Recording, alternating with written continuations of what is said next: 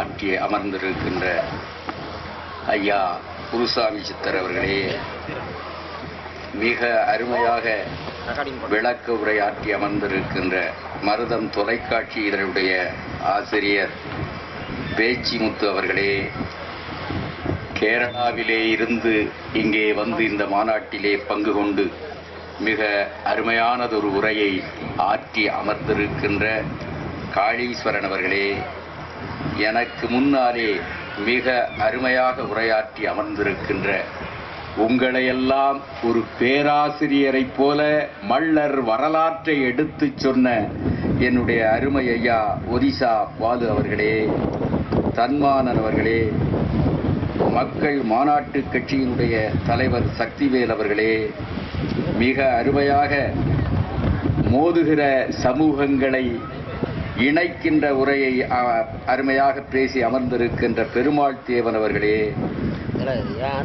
இரா சிரஞ்சீவி முத்தரையர் அவர்களே, எல்லாவற்றுக்கும் மேலாக இன்றைக்கு மல்லர் குலத்தினுடைய குல கொழுந்தாக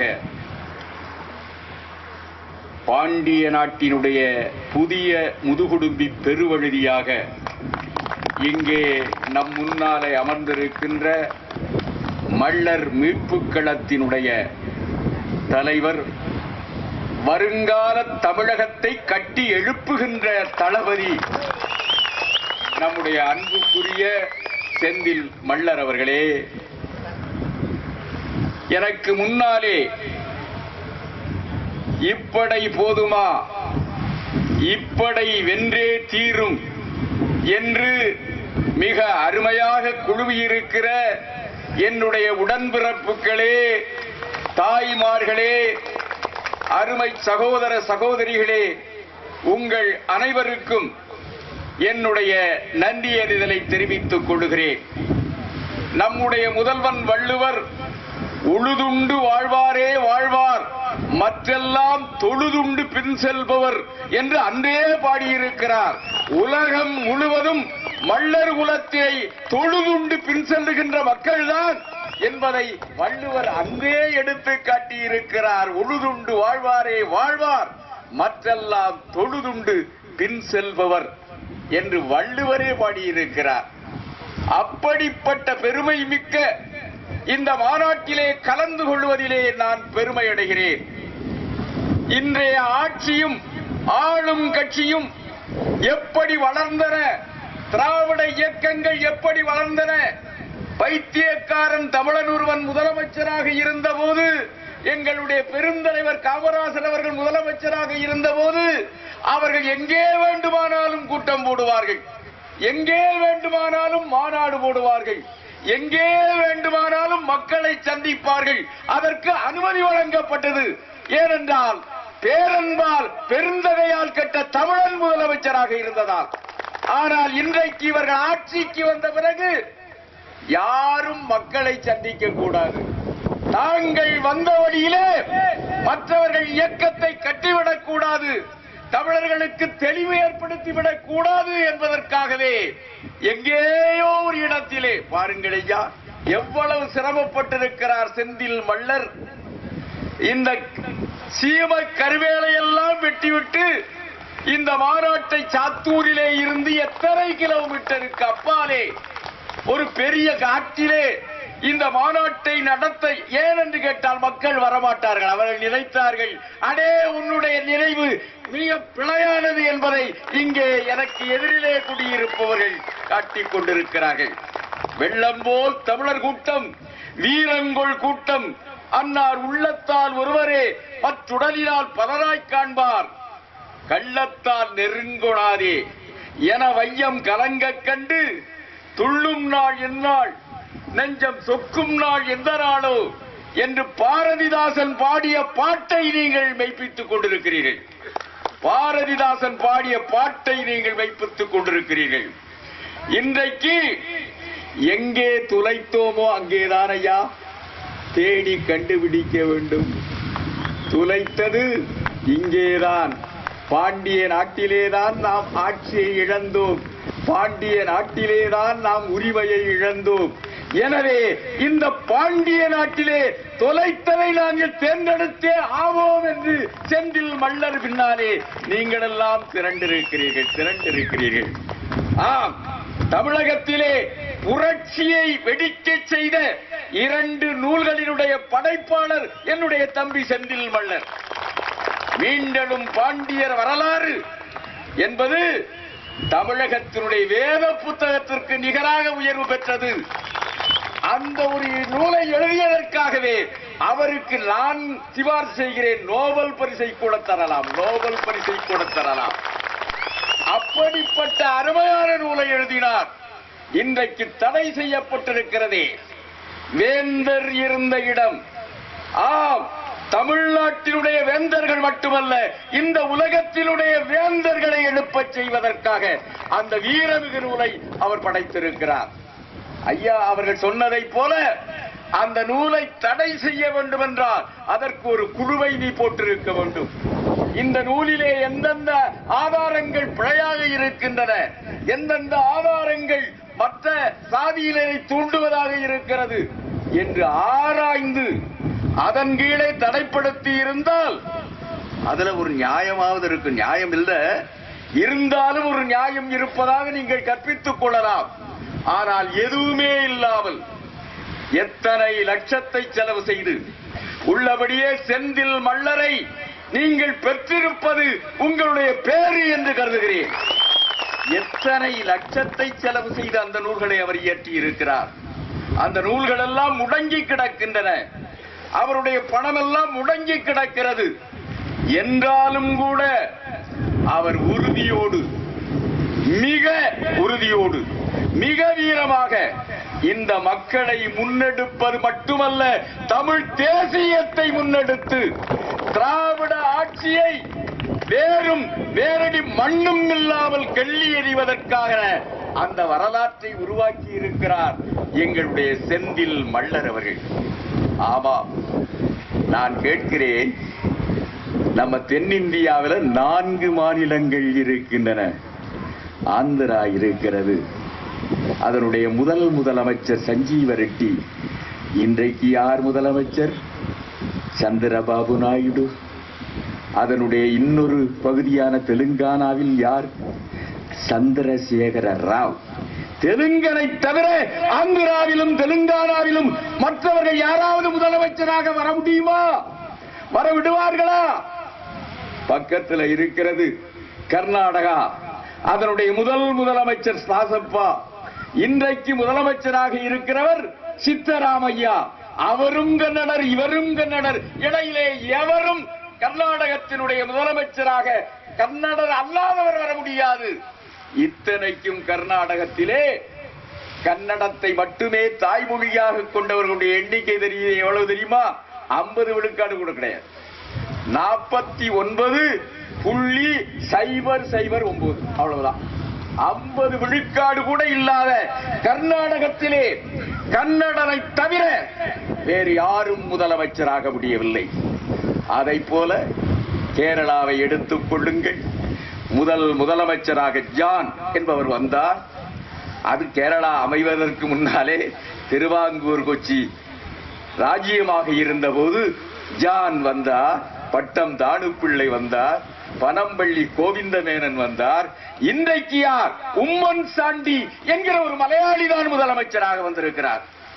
ஆனா தமிழ்நாட்டை எடுத்துக் கொள்ளுங்கள். முதலமைச்சர், இன்றைய முதலமைச்சர் எல்லாம் மனவாடுகள். இது என்னையா? இது வேலியற்ற நாடா? உரிமை கிடையாதா? காவல் கிடையாதா? கண்டதெல்லாம் மேய்ந்து போடுகிற இது வேலியற்ற நிலமா என்று உங்களை கேட்க ஆசைப்படுகிறேன். காவல்துறையினர் இருக்கிறார்கள். தமிழ்நாட்டு காவல்துறையினர் இனியாவது எழுந்து நிற்க வேண்டும். கன்னடத்து காவல்துறையை அவர்கள் பார்க்க வேண்டும். தெலுங்கு நாட்டினுடைய காவல்துறையை அவர்கள் பார்க்க வேண்டும். கேரள நாட்டினுடைய காவல்துறையை பார்க்க வேண்டும். அங்கெல்லாம் மலையாளத்துக்கு எதிராக, மலையாளிகளுக்கு எதிராக ஒரு கூட்டம் என்றால் காவல்துறை முன்னாலே நிற்கும். அதோடு மட்டுமல்ல, மலையாளத்தை ஆதரித்து யார் யார் இயக்கம் கட்டுகிறார்களோ அவர்களுக்கு பின்னாலே மலையாள காவல்துறை நிற்கும். கர்நாடகத்திலே அதுபோல, கேரளாவிலே மட்டுமல்ல, ஆந்திராவிலே அதுபோல. ஆனா தமிழ்நாட்டில் மட்டும் என்னையா இந்த காவல்துறைக்கு வந்தது? இத்தனைக்கும் சாதாரண காவலர்கள் தான் என்னுடைய தமிழர்கள் இல்லையா? பெரிய அதிகாரிகள் எல்லாம் தமிழர் அல்லாதவர்கள். காவல்துறையில பெரிய அதிகாரிகள் எல்லாம் தமிழர் அல்லாதவர்கள் தான். ஒரு நட்ட நடுநிசியில் நடு காட்டுல ஒரு கொலை விழுமானால் அந்த பிணத்தோட இரவு முழுவதும் காவல் காத்துக் கொண்டிருக்கிறவர் என்னுடைய உடன்பிறப்பு. ஆனால் அவர்களை மேய்க்கிறவர்கள் எல்லாம் தமிழர் அல்லாதவர்கள். வேண்டுமென்றே கருணாநிதி காலத்திலும் இந்த அம்மா காலத்திலும் தமிழர் அல்லாதவர்களைத்தான் காவல்துறையினுடைய உயர் அதிகாரிகளாக நியமிக்கிறார்கள். காவலர்கள் இதை புரிந்து கொள்ள வேண்டும். தமிழ்நாட்டு காவல்துறை இதை புரிந்து கொள்ள வேண்டும். இந்த செய்திகளை எல்லாம் உங்களுக்காகவும் சேர்த்துத்தான் சொல்றேன், தமிழ்நாட்டு காவல்துறையையும் சேர்த்துத்தான் சொல்கிறேன். இந்த மக்களிடத்தில் கொண்டு போகாமல் எப்படி இதனை மாற்ற முடியும்? எப்படி ஐயா இதனை மாற்ற முடியும்? எதனால் திராவிட இயக்கம் வந்தது? என்னுடைய அருமை நண்பர் சக்திவேல் அவர்கள் சொன்னதைப் போல 1532ஆம் ஆண்டு நாயக்கர் ஆட்சி இங்கே வந்தது. உலகத்திலே எந்த நாட்டிலும் இல்லாத கொடுமை, எந்த நாட்டிலும் இல்லாத கொடுமை இங்கே நடந்தது. நாயக்கர் ஆட்சி வந்தபோது நம்முடைய தமிழ்ச்சாதிகளை, நம்முடைய உரிமைகளை மறுத்து தமிழ்நாட்டை 560 பாளையப்பட்டுக்களாக பிரித்தார்கள். 560 பாளையப்பட்டுக்களாக. அதுல தெலுங்கர்கள் கிடைக்காத சில இடங்களில் மட்டும், மருதுபாண்டியர், புலித்தேவன் போன்ற சில இடங்களில் மட்டும்தான் தமிழர்கள் ஜமீன்தார்களாக வந்தார்கள். மற்ற 500 சொச்சம் பாளையப்பட்டுக்களும் தெலுங்கர்களுக்கு உடைமையாக்கப்பட்டது. அவர்கள் யாரை நினைத்தார்களோ அவர்களுக்குத்தான் நிலம், அவர்கள் யாரை நினைத்தார்களோ அவர்களுக்குத்தான் உத்தியோகம் என்கிற கொடுமை உலகத்திலே வேறு எங்கும் இல்லை. அது மட்டுமல்ல, நீங்கள் மல்லர் குலத்து மாமணிகள் புரிந்து கொள்ள வேண்டும். என்ன செய்தார்கள்? நேற்றைக்கு வரை நான் உரிமையாளன், இந்த நிலத்தினுடைய உரிமையாளன், நிலக்கிழார் நான். ஆனால் நாயக்கர் ஆட்சி வந்த பிறகு அந்த நிலங்கள் எல்லாம் அவர்களால் பிடுங்கப்பட்டன, தமிழர்களுடைய நிலங்கள். நேற்றைக்கு வரை அந்த நிலத்தினுடைய உரிமையாளராக இருந்த தமிழன் மறுநாள் நாயக்கர் ஆட்சி வந்த பிறகு அதே நிலத்திற்கு கூலியாக்கப்பட்டான், அதே நிலத்திற்கு கூலியாக்கப்பட்டான், கொத்தடிமையாக்கப்பட்டான்.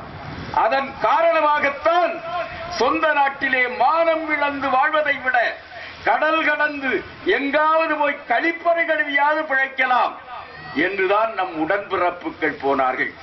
இன்றைக்கு பிஜி தீவிலே, மொரீசியஸிலே, தென்னாப்பிரிக்காவிலே என்று 11 நாடுகளில் நம்முடைய மன்னர் குல சொந்தங்கள் இருக்கிறார்கள். இன்னும் சொல்ல போனால் இந்திய நாட்டினுடைய விடுதலைக்கு மிக தலையாய மகாத்மா காந்தி இருக்கிறாரே, அவர் தென்னாப்பிரிக்காவுக்கு என்னுடைய அருமை நண்பர் ரவீந்திரன் துரைசாமி இருக்கிறார்களே, நம்முடைய சக்திவேல் இருக்கிறார்களே, அதை போல ஒரு சாதாரண வழக்கறிஞராகத்தான் போனார். கரம்சன் காந்தியாகத்தான் தென்னாப்பிரிக்காவுக்கு போனார். கரம்சன் காந்தியாக போன தென்னாப்பிரிக்காவுக்கு போன காந்தியை மகாத்மா காந்தி ஆக்கியவர்கள் தமிழர்கள், மல்லர்கள். ஆம், தில்லையாடி வள்ளியம்மை போன்ற நம்முடைய உடன்பிறப்புக்கெல்லாம் அந்த காந்தியாரை மகாத்மாவாக்கினார்கள். மகாத்மாவாக்கி அனுப்பியதனாலேதான் இந்தியா விடுதலை பெற்றது. சூரியன் அஸ்தமிக்காத சாம்ராஜ்யமாகிய வெள்ளைக்கார ஏகாதிபத்தியத்திடமிருந்து இந்தியாவை விடுவித்த பெருமை வாழ்கனி எம்மான் இந்த வையத்து நாட்டுளெல்லாம் தாழ்வுற்று வறுமை மிஞ்சி விடுதலை தவறிக்கட்டு பாழ்பட்டு நின்றதாமோர் பாரத தேசம் தன்னில் வாழ்விக்க வந்த காந்தி மகாத்மா நீ வாழ்க வாழ்க என்று பாடினாரே பாரதியார். அதற்கு முதலெடுத்து கொடுத்தவர்கள், அவரை அடையாளம் காட்டியவர்கள் இந்த தமிழர்கள், குறிப்பாக மல்லர்கள் என்று சொல்லுவதிலே நாம் பெருமைப்பட வேண்டும். அப்படிப்பட்ட ஆண்ட பரம்பரை மீண்டும் ஒருமுறை ஆள நினைப்பதில் என்ன முறை என்று இயக்கம் தொடங்கியிருக்கிறார் என்னுடைய இளவல் செந்தில் மல்லர் அவர்கள். அவர்களை ஆதரிக்க நீங்கள் கடமைப்பட்டிருக்கிறீர்கள். அவர்கள் வெற்றி பெற வேண்டும். வருகின்ற தேர்தலிலேயே தமிழ் தேசிய கட்சிகள் தான் வெற்றி பெற வேண்டும். வேற யாருக்கு நீங்க ஓட்டு போடக்கூடாது.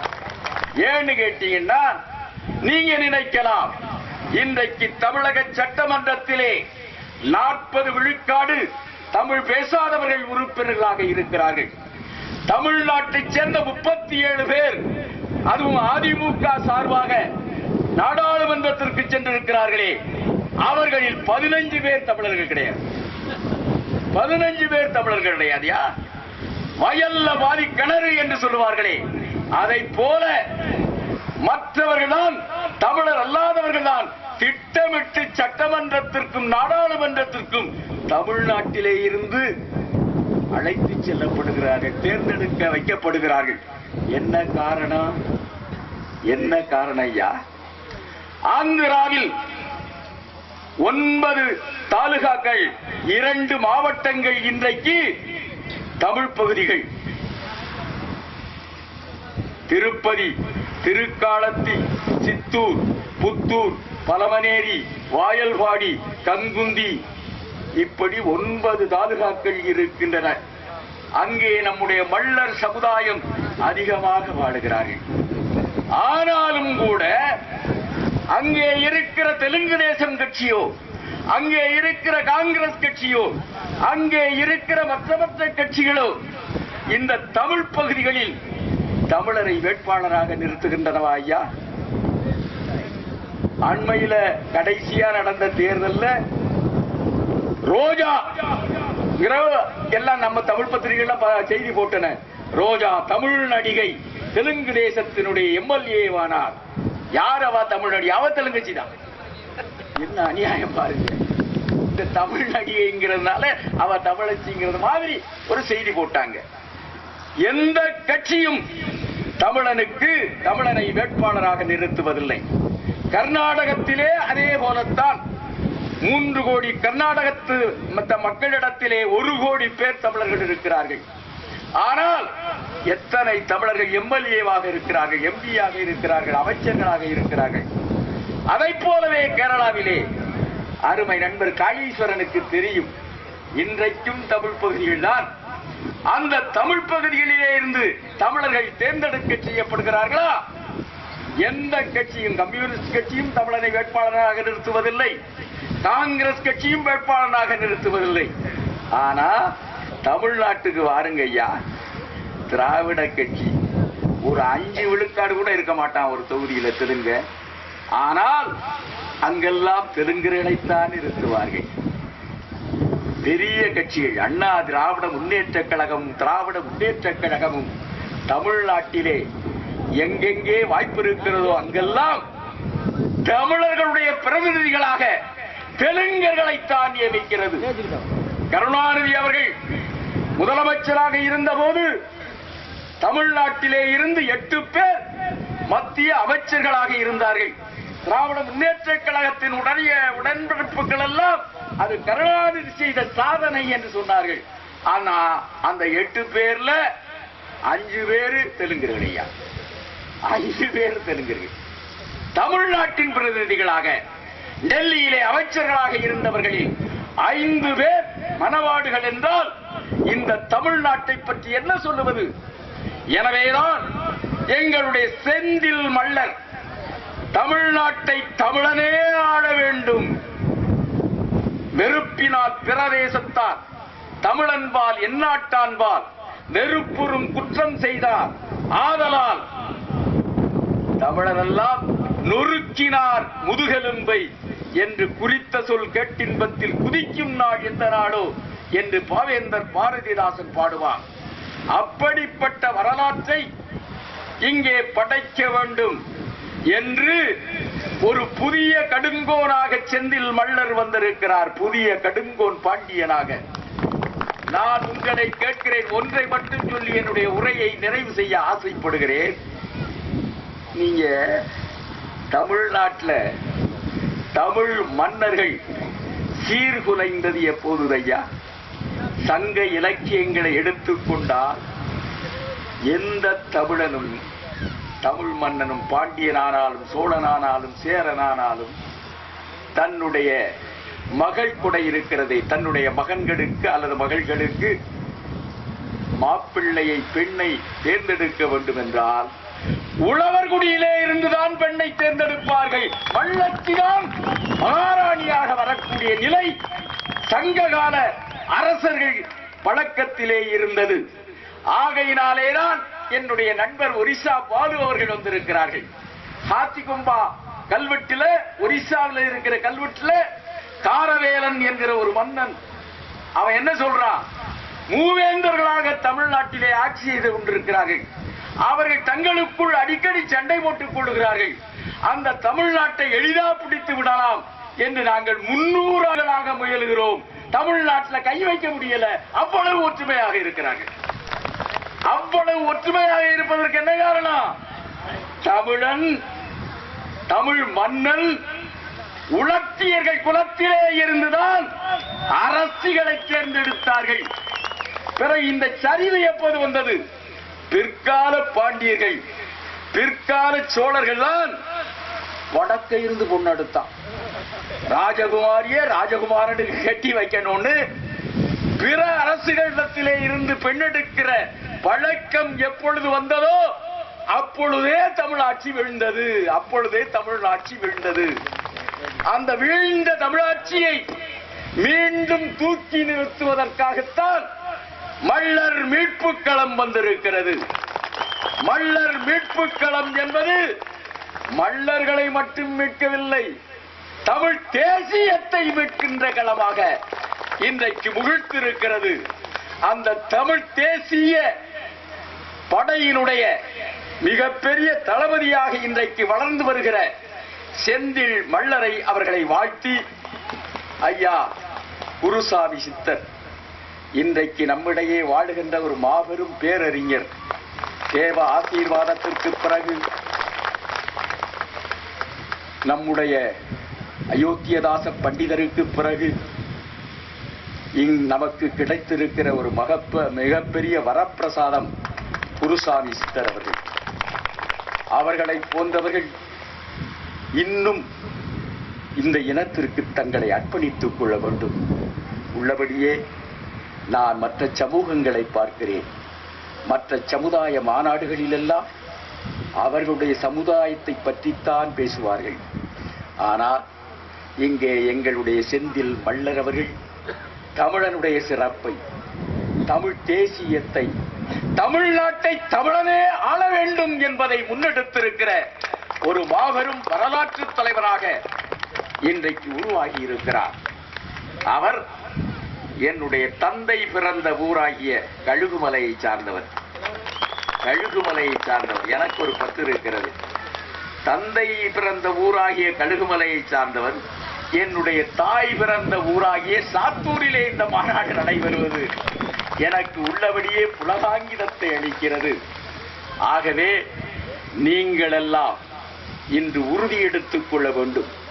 மிகப்பெரிய போர் நடந்தது ஈழத்திலே. நீங்கள் கவனத்திலே வைத்துக் கொள்ளுங்கள். மிகப்பெரிய போர். 1.5 லட்சம் தமிழர்கள் கொல்லப்பட்டார்கள். ஆடு மாடுகளாக அடித்துக் கொள்ளப்பட்டார்கள். இனிமேல் இலங்கையிலே தமிழன் வாழ முடியாது என்கிற நிலையை அந்த அரக்கன் ராஜபக்சே ஏற்படுத்தினான். ஆனால் இன்றைக்கு என்ன நிலை? எங்களுடைய தேசிய தலைவர் பிரபாகரன் அவர்கள் ஏற்படுத்திய அந்த தமிழர் தேசிய கூட்டமைப்பு இன்றைக்கு தமிழ் பகுதிகளிலே வெற்றி பெற்றிருக்கிறது. பாஷாணத்தில் புழுத்த புழுக்கள் என்று சொல்லுவார்களே, அப்படி பாஷாணத்தில் புழுத்த புழுக்களாக இன்றைக்கு தமிழ் தேசியம் இலங்கையில் எழுந்திருக்கிறது. அதுபோல தமிழ்நாட்டிலும் எழ வேண்டும். எழ வேண்டும் என்றால் நீங்கள் எல்லாம் எழ வேண்டும் என்று கூறி விடைபெறுகிறேன். வணக்கம்.